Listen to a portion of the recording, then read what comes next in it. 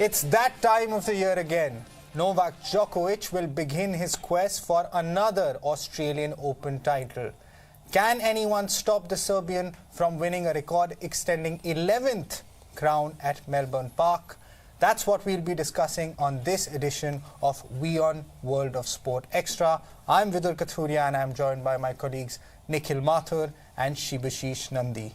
Nikhil, Djokovic once again the man to beat. Yeah, I think he won 3 Grand Slams last time and Australian Open 10 titles, record extending 11th he's eyeing. I don't think there is anyone who is close to even beating Novak Djokovic at Australian Open. I think we have this discussion every year now, it seems, every start of the year. But there is, what about a certain Carlos Alcaraz? Well, he has everything that a player needs to win a Grand Slam title, and he's a 2-time Grand Slam winner as well. Yes. But will he be able to, rise up to the occasion? That's going to be the biggest question this time, because last year he played probably the match of his life in the Wimbledon final when he beat Djokovic. But will he be able to repeat it? I doubt that, because for me, I think Alcaraz, more than Alcaraz, I think Jannik Sinner has a chance to beat Djokovic, because Alcaraz has not played a single warm-up match this year. And his form, I have no idea about his form in terms of what he's feeling right now, because I haven't seen him anywhere this year, not a single tune-up event. But Jannik Sinner, I think he ended 2023 on a high note. He defeated Novak Djokovic, and I think he's world number 4. And I think he also has all the tools to, take Novak Djokovic to the distance. I think when it comes to Sinner, the thing is that everyone touts him as a future Grand Slam champion, but I don't think he has reached, I think the farthest he's reached is the semi-finals of a Grand Slam. But coming back to Djokovic, I think this is also his favorite Grand Slam. 10 Australian Open titles. He always seems to sort of raise his game, even more so than he's always very consistent. But Melbourne Park, he seems to thrive in that atmosphere. And we saw last year, I think he defeated Tsitsipas without any challenge. 3 straight sets, and I don't think anyone will be surprised if that is the case once again, if he just breezes through his competition. Because if you want to beat Djokovic, as you said, your rival, Djokovic's rival, say it's Alcaraz, he has to be at his very best game to even stand a chance of beating Djokovic. Absolutely. I mean, we can even say that the Melbourne Park or the Australian Open is Djokovic's home turf. Yeah. I mean, even when he was banned, the entire controversy regarding his visa and all, we saw how many people came to support him outside of his hotel. That's what he has done in Australia, and that's what he has done to tennis fans. Yes, I mean, he has his flaws. I mean, everyone has their own flaw. But he's just supreme when it comes to Australian Open. We say Roland Garros, Nadal is called the king of clay. I think Djokovic is on similar level when it comes to Australian Open. King of the Australian Open, without a doubt. Yeah, probably. So, and I think, again, he has struggling with the wrist injuries, but I don't think that is going to hamper his game at the Australian Open. Exactly. I recently read an article on some tennis commentator. I don't know. I don't remember the name. His line was, "It's time we don't take Djokovic's injuries seriously." Yeah. He's a beast. I want to, bring in a certain John Cena of WWE. He's a superhuman. He recovers earlier than it's expected. He's just like that. Djokovic. John Cena and Novak Djokovic, who knew they would be mentioned in the same sentence. But that's what happens on WION World of Sport Extra. But yes, in a way, but she's right. I mean, he always, I think he has had certain injuries, especially at the Australian Open. I remember a few years back, there was a knee issue that he had, but he always seems to overcome any injury issues that he has. The thing about Djokovic at the Australian Open is that no matter how much, under pressure he is, and if you remember, he has won, I think, the last 2019, 2020, 2021 and 2023. So the last 4 Australian Opens that he has competed in, he has won. I think maybe even 2018, so that's last 5. Yeah, I think he had won 43 straight matches in Australia. Yeah. I think that streak was broken just now when he was defeated by Alex yeah. de Minaur. So that shows his class. 43 matches in Australia, unbeaten streak. He's a different beast in Australia, no doubt about that.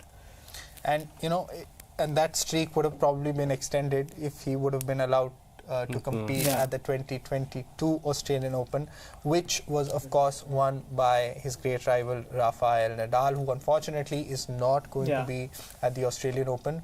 I think this is the first Australian Open where Rafael Nadal and Roger Federer are not there since 1999. Yeah.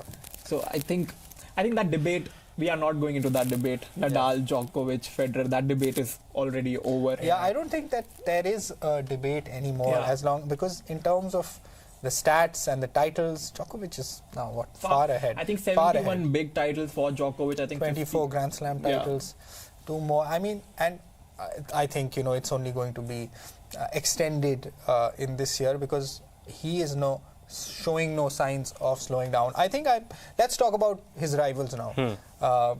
The ones that obviously have been knocking on the door for a long time. No one quite seems to give him stiff competition, apart of course from Carlos Alcaraz, who has won it twice. But let's talk about Daniil Medvedev. Daniil Medvedev, who of course reached the US Open final and of course lost to Djokovic in the US Open final. He has done well at the Australian Open. I think he's reached 2 finals. What do you think of his chances? I think no one talks about Medvedev as much as we talk about Alcaraz or a Sinner, but I think he's always there. I think he won like 6 titles last year. I think that was most in a single in that season. And again, 2021, I remember that Djokovic was close to completing a calendar slam, if I'm not wrong. And then Medvedev defeated him. He would have completed a calendar slam if he had won the US Open final in 2021. And Medvedev defeated him. So I think he is always there, and I think he is there in the discussion before Alcaraz or Sinner, all these young guys came.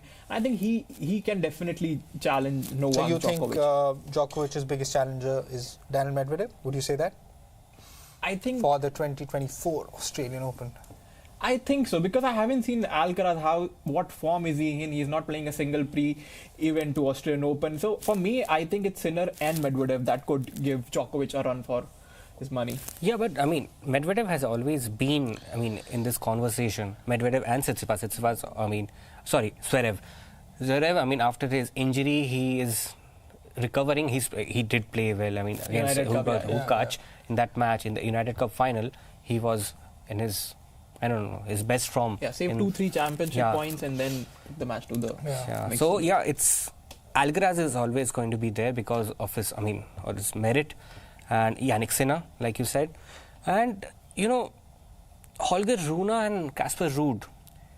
They have everything that is required to win a Grand Slam title, but I think the lack of finals and lack of crunch matches, big match experience, maybe that has been hampering them. But for this year, for at least the Australian Open, I think Djokovic's biggest challenges would be Alcaraz, Medvedev, because again, he always looks good when he plays tennis, and then I guess Sinner. Because I think Holger Rune and and Casper Ruud, they started 2023 really well, but when towards the end, their levels dropped. I think I would rate Zverev, and for that matter, the other players higher than them, because I don't think Rune is in the best of his form. Zverev has definitely increased, upped his game, and he can definitely be an outsider who can challenge Djokovic for the title. Yeah, I think Zverev, of course, he comes into the Australian Open in good form. Of course, he led Germany to the United Cup title. Carlos Alcaraz, surprisingly, has not played any tournaments leading up to the Australian Open. But I guess he believes that he can challenge, because remember, Carlos Alcaraz is an all-surface player. He has proven his credentials on the synthetic court as well as the grass court, and of course he is known as a clay court specialist, and of course he has not won the French Open. But Carlos Alcaraz can still, I believe that he will still be in the semi-finals in and around. I just want to make a point about Daniil Medvedev. Daniil Medvedev, we tend to put Zverev, Medvedev, Tsitsipas in the same bracket because they are more or less the same age and have sort of been challenging the big three for a long time, quote unquote, or had been rather. But Daniil Medvedev has, in terms of achievements, career achievements, he has done more than Zverev, or because Daniil Medvedev, of course, has that Grand Slam champion. He's a Grand Slam champion. He is a former world number one. He has reached 2 Australian Open titles, finals. And of course, if you go back a couple of years back, he should have won. He believes he should have won. He was 2 sets up. He was a break up against Nadal, where he absolutely, engineered one of the greatest comebacks of all time. That was really a remarkable victory for Nadal. So, and Medvedev, you never know. Even if he's in bad form and he comes into, he's got that sort of genius streak about him. And of course, he's a very, very good tennis player, and you never know with him. No one expect he ended the year very well by reaching the US Open final. So you never know with Medvedev. So he is obviously one to really look out for. And when it comes to, I think, other challenges, Jannik Sinner, again, he's got such ability. I think the tennis world wants to see him make a deep run in a Grand Slam, but I think he'll come up a little short against Djokovic. I mean, best of 5 sets, you will always back him. And somehow, Andrei Rublev, we don't really talk about him when it comes to Grand Slams, because once again, he's failed to he's won Masters titles, 500 titles, several of them in fact, but hasn't quite, done well at a Grand Slam. And once again, no one is really talking about him. But what about Rune? Someone like Rune, what do we expect of him, to see of him? That's what I'm saying. In 2023, he started really, really well. I thought that this is the year where he's going to challenge at Grand Slam. But slowly, I think injuries also hampered his form. And then suddenly, towards the end of the year, he was never at the same level that he was at the beginning. Holger Rune, that's what I'm saying. 2023, Holger Rune, beginning year, he was in my list of, being players who could win their maiden Grand Slam titles that year. But right now, with the injuries and everything, I'm not really sure that he can compete at that level. What about Alex de Minaur? Yeah, best ranking, world number 10 now. I think I saw when he achieved that ranking, the entire tennis world was happy. They were tweeting about him, and a lot of players said that if anyone deserves to be in the top 10, it's Alex de Minaur. So then there might be something about his game that all the tennis fans are talking about. And should we also mention the current Brisbane International champion? Well, Grigor Dimitrov, I mean, he was compared with the likes of Roger Federer because of his one-handed backhand, but then I think it never worked out for him. Dimitrov's team and all these guys who have won, I think I love them for their love for tennis. They are always there. And profession. No, and they fight with it. Thiem, he's never going to reach the level that he was. But he's there. He's out there competing, playing those qualifiers. He's a former Grand Slam winner. But I think I like to see them. Just the energy at this stage that they show the real grit. I mean, all these guys, Tsitsipas, and they have never won a Grand Slam. But these guys won at least 1 or 2 Grand Slam titles when the big 3 were there, when Djokovic, Federer, Nadal were there. So hats off to them. Won ATP finals, I think. 2017. Yeah. Dimitrov, I will add Stan Wawrinka also to that list. I don't think anyone feels bad when they win. I always see people cheering for them when they are doing well. And they have won Grand Slams. None of these guys, Tsitsipas, Zverev, have been able to do that. So, I mean, if they win it, it is going to be like a different story altogether. But that's a very tall task. Calling Dimitrov one of the contenders, it would be a bit too much. A little far-reaching, I would say. But of course, credit to him that he won an ATP, and he was, a top player, back in 2017 around that time, which was, you would say, his peak. But I agree with what Nikhil is saying. In fact, when 2017, Dimitrov won this Brisbane International, he also reached the semi-finals or finals of the Australian Open, and he won the ATP finals that year. Yeah. But I agree with what Nikhil is saying, especially when it comes to Dominic Thiem. I mean, he was out for over a year, and obviously he's not at the level that he was. And Dominic Thiem was a very, very good player. Let's remember, he is a clay court specialist, reached 2 French Open finals, lost to Rafael Nadal twice. If Rafael Nadal wasn't there, he probably would have won at least one French Open title, won that 2020 US Open when Djokovic was disqualified. He has proven himself, and of course then unfortunately, but I remember something that Andy Murray said to Dominic Thiem once he came back. Andy Murray told him to keep at it, keep playing those tournaments, and eventually he will find a space where he is competitive again. That's what Andy Murray managed to do. Exactly. Of course, Andy Murray, Grand Slams hasn't quite happened after that hip surgery, although he has managed to reach the third, fourth rounds. But of course, the quarterfinals, semifinals still. But we tend to, sometimes not realize the toll that an injury takes on an individual. But coming back to Novak Djokovic, so I think all three of us are in agreement that he is the overwhelming favourite to win the Australian Open. Okay, fine. Then I'll pitch another question. So how many Grand Slams, since this is the new year and we're starting the season, how many Grand Slam titles will Djokovic win this season? I think he would want to. I think there are only 3 feats that he has not achieved. I think the calendar slam, and then he can achieve the golden slam as well this time, the Olympics and the Olympic gold medal. As well, yes, and that is something that he has never won. Yeah, so I think that's a good year. He's 36-year-old, I think, and he is definitely eyeing that calendar slam. And if he wins that Olympic gold medal, I think that's what would be on his list. Otherwise, he has won everything. I mean, 3. I think he's going to win 3. I think 3 is a safe call to say that he's going to win at least 3 Grand Slams this year. Which one will he not win? Australian Open, he's definitely going to win. There are no if and but in that. Okay. I think I'm going to go with 3 as well, with a certain Rafael Nadal winning the French Open. And I don't think he'll be able to win the Olympic gold. So no. Interesting. But yeah, I think the Olympic gold is something that has always sort of eluded him, and even in Tokyo, where he was the overwhelming favorite, I think he even lost the bronze medal match. I think he was playing the bronze medal match, and he lost to Pablo Carreño Busta. But that is something that he will really have his eye on winning the Paris Olympics. In terms of Can he do the Golden Slam? He can, because he's Novak Djokovic. He will be the favorite.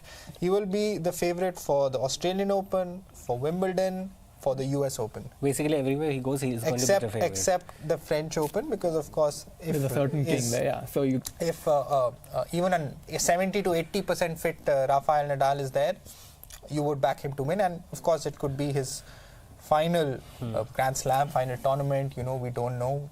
We don't have. Even he doesn't know if he'll be fully fit right now, Rafael Nadal, that is. But I think when it comes to Djokovic, the ceiling now is so high that he is just extending, as we say, record extending. He is going to extend every record, that is. Let's take a look at some of the polls that we. Who is Djokovic's biggest challenger at the Australian Open? Well, obviously, Carlos Alcaraz got the most number of votes. 60% say Alcaraz. Zverev, 12%. Medvedev, 26%. And Tsitsipas, 2%. So, yeah, I think they reflect what we have discussed. Will Novak Djokovic win the Australian Open is the other poll that we put out. And obviously, 70... Okay, what percentage said yes? I think you said 70. I'm going with that. No, that's not the exact percentage. The options there should have been yes and definitely yes. 74.6% said yes and 25.4% said no. Actually, I was expecting more people to say yes, to be fair. I think these are top 24 seed. They're like, okay, we'll put one vote for ourselves. Okay, I think... So then, to answer my own question about how many Grand Slams will Djokovic win this season, I would go for... I think he'll win 2.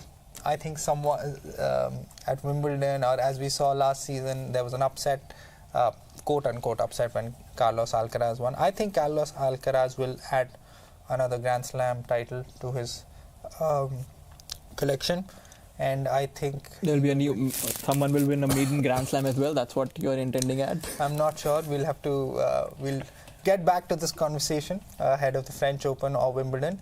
But as of now, yes, ahead of the Australian Open, there is only one man to beat, and that, as always, is Novak Djokovic. I think if he completes the calendar slam, I think he should just retire. If he completes, he's 36-year-old. He's like done everything. He's already the give GOAT. young kids a chance. Novak Djokovic.